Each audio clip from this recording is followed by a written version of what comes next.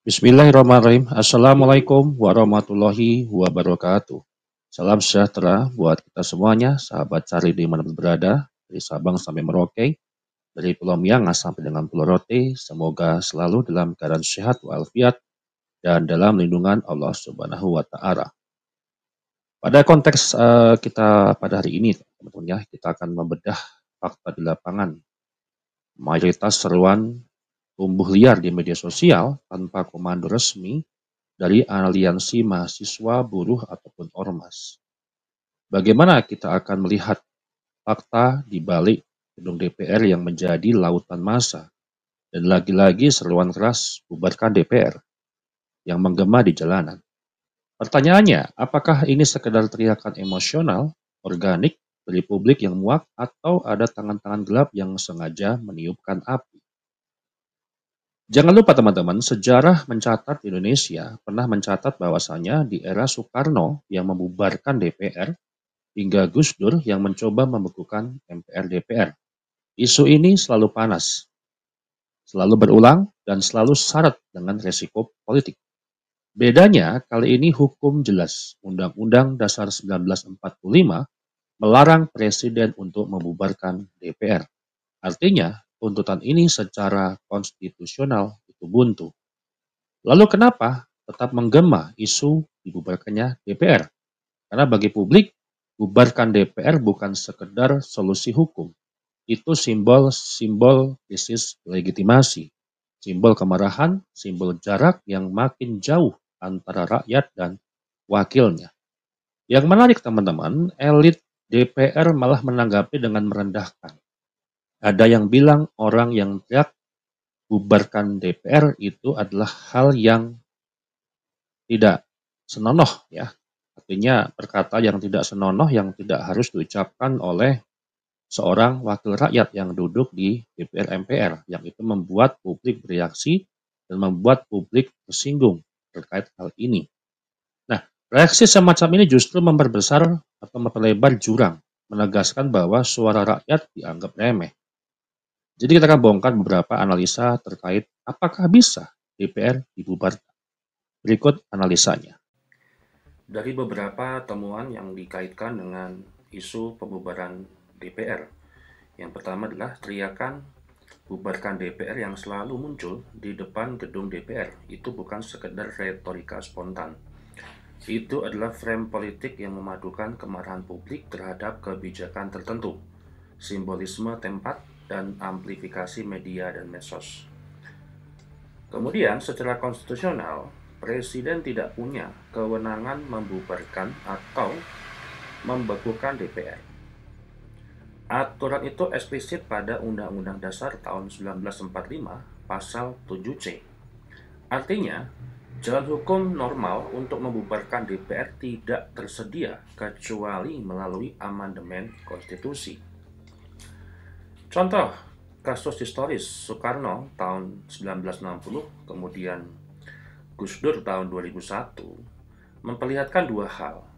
Yang pertama adalah pembubaran atau bekukan pernah terjadi di konteks konstitusi yang berbeda atau ekstralegal. Yang kedua, upaya ekstrakonstitusional berisiko memicu krisis politik dan pemakzulan. Itu yang terjadi fakta di tahun 1960 dan tahun 2001. Pertanyaannya yang besar saat ini yang terjadi di publik, mengapa seruan bubarkan DPR selalu muncul bersama dengan demo di DPR? Yang pertama adalah gedung DPR sebagai sasaran simbolik. DPR adalah lambang kewenangan legislatif, menyerukan pembubaran terhadap lembaga itu memberi tekanan simbolik maksimum pada wakil rakyat dan memberikan visual kuat untuk media. Karena analisis liputan demo yang berulang. Kemudian kedua, tuntutan konkret dan kemarahan publik. Biasanya ada pemicu kebijakan, contoh revisi undang-undang, kenaikan tunjangan, atau isu korupsi. Begitu publik melihat kebijakan yang dianggap melukai ekonomi rakyat, tuntutan radikal seperti bubarkan DPR cepat menjadi slogan yang memobilisasi massa. Yang ketiga, Frame populis atau delegitimasi. Bubarkan. Bekerja sebagai pesan sederhana. Lembaga itu kehilangan legitimasi. Untuk massa yang marah, slogan ini memadatkan berbagai masalah, antara lain korupsi, jarak elit rakyat, kebijakan tak populer. Yang menjadi satu tuntutan, observasi dari analisis gelombang yang memprotes. Kemudian media sosial dan memetik politik. Tagar potongan video lama, misalkan maklumat Gus Dur, dan meme mempercepat penyebaran tuntutan dan memori historis sehingga masyarakat Indonesia itu menyerukan hal tersebut dan menjadi viral dan berulang-berulang. Kemudian, taktik tekanan langsung. Berkumpul di depan DPR memaksa wakil rakyat bereaksi atau setidaknya terlihat menerima tuntutan. Itu lebih efektif secara praktis daripada demonstrasi di lokasi lain. Kemudian ada beberapa rekam jejak singkat isu pembubaran DPR dari masa ke masa. Yang pertama tahun 1960, Presiden Soekarno. Pada waktu itu Soekarno membubarkan DPR hasil pemilu 1955 dan mengganti menjadi DPR-GR melalui Perpres, penetapan dalam konteks demokrasi terpimpin. Konteks konstitusional beda dengan sekarang. Ini menjadi preseden historis bahwa eksekutif bisa menyingkirkan legislatif dalam kondisi tertentu. Kemudian beranjak tahun 1998 saat reformasi. Mahasiswa menduduki komplek DPR MPR. Tuntutan utama adalah reformasi total, turunkan Soeharto, perbaikan institusi. Walau fokusnya bukan hanya bubarkan DPR, pendudukan menunjukkan DPR adalah titik sentral protes. Kemudian, di tahun 2001, Gus Dur, Presiden Abdurrahman Wahid mengeluarkan maklumat tanggal 23 Juli tahun 2001 yang memerintahkan pembekuan MPR-DPR. Namun, maklumat ini ditentang kuat oleh MPR-DPR dan TNI ataupun Polri. Acara berujung pada percepatan sidang istimewa dan pemakzulan Gus Dur. Apa pelajaran yang kita ambil dari hal ini? Tindakan ekstrakonstitusional gagal jika kekuatan politik atau keamanan tidak mendukungnya. Kemudian, gelombang pasca reformasi tahun 2010-an sampai dengan tahun 2020-an. Seruan bubarkan DPR muncul berulang pada momentum kasus revisi KPK, Undang-Undang Cipta Kerja, revisi Undang-Undang TNI, dan isu tunjangan privilege anggota DPR. Contoh, protes besar Agustus tahun 2025. Media internasional dan lokal melaporkan demo yang menuntut pembubaran sebagai ekspresi delegitimasi. Kemudian bagaimana kita melihat, teman-teman ya, secara hukum dan praktik, apakah pembubaran DPR ini bisa dilakukan? Yang pertama kita lihat dari sudut pandang hukum konstitusional tentunya. Hal ini tidak bisa dilakukan oleh Presiden sebagai lembaga eksekutif. Undang-Undang Dasar 1945 pasal yang relevan setelah amandemen menyatakan Presiden tidak berwenang membekukan atau membubarkan DPR. Itu adalah batas konstitusional yang eksplisit. Kemudian ada lagi cara ketika ingin membubarkan DPR, misal dengan jalan yang teoritis, tapi praktisnya itu sulit dan berbahaya. Yang pertama adalah amandemen Undang-Undang Dasar.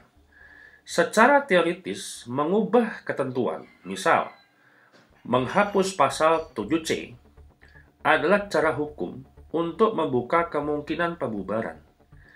Tetapi proses amandemen memerlukan dukungan MPR dan prosedur yang sangat sulit secara politik.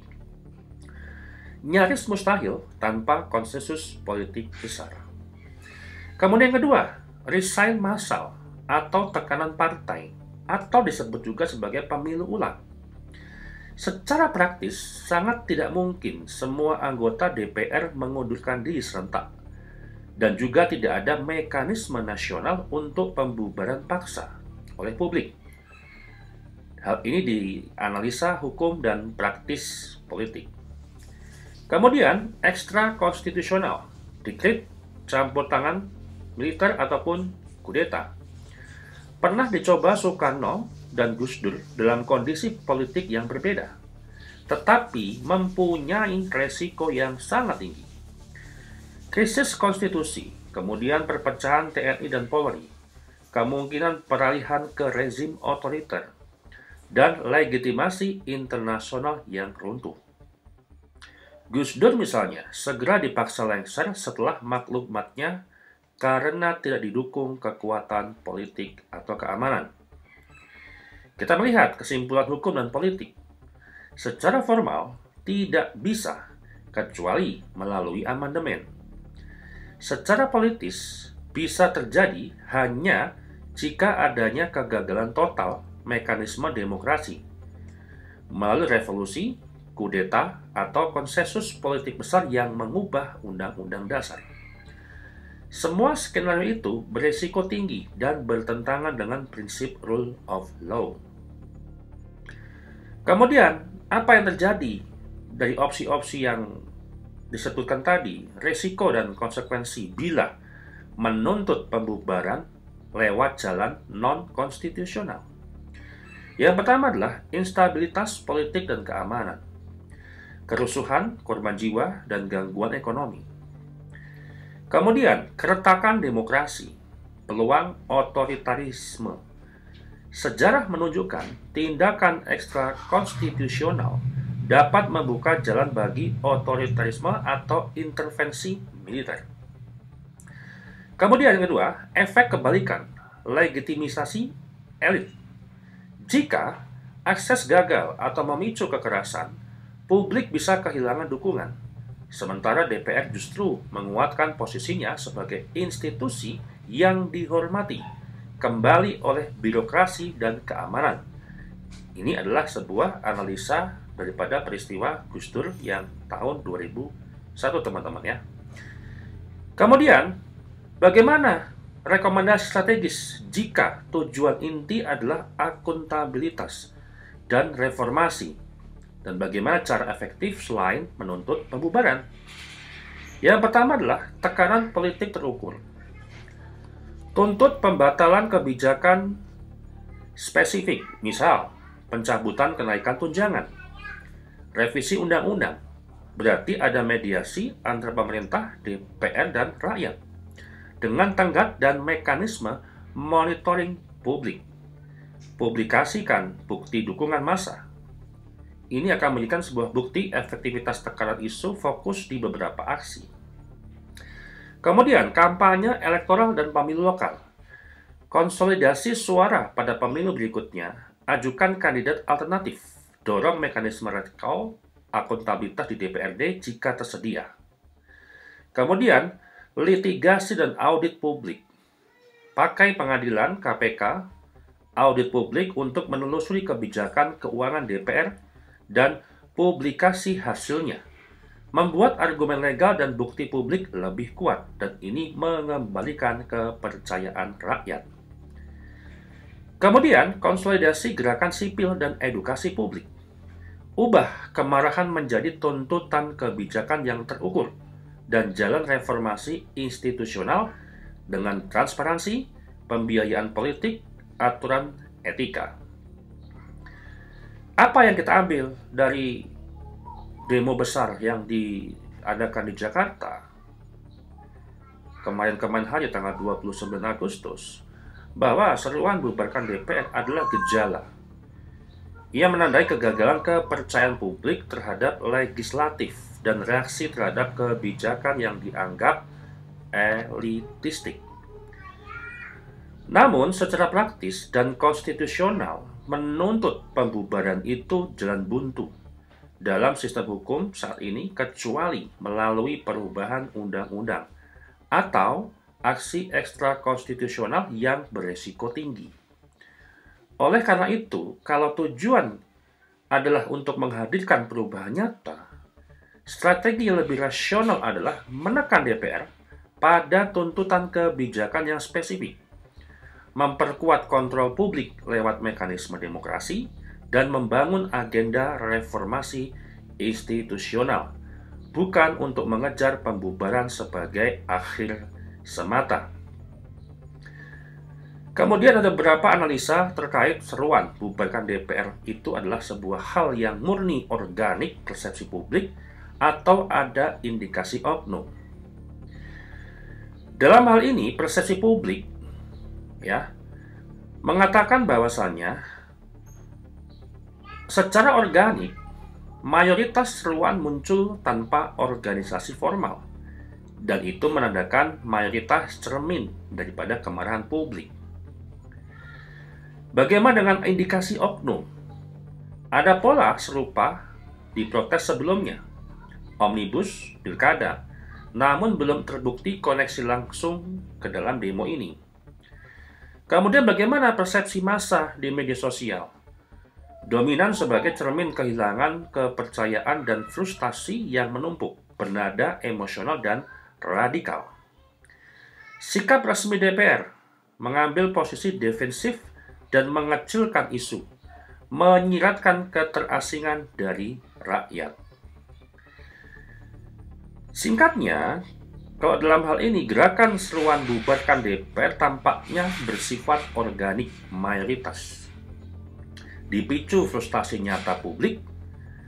Meski begitu, kita perlu tetap waspada terhadap potensi pengaruh oknum atau buzzer meski untuk saat ini belum terbukti. Suara di media sosial menggambarkan kekecewaan yang meluas, intens, dan kadang ekstrim, dengan sebagian elit politik menanggapi dengan kesan merendahkan, bukan memahami. Demikian yang bisa disampaikan di The Podcast Perungan. Kita akan kembali di The Podcast Perungan di episode berikutnya. Akhir kata, wassalamualaikum warahmatullahi wabarakatuh.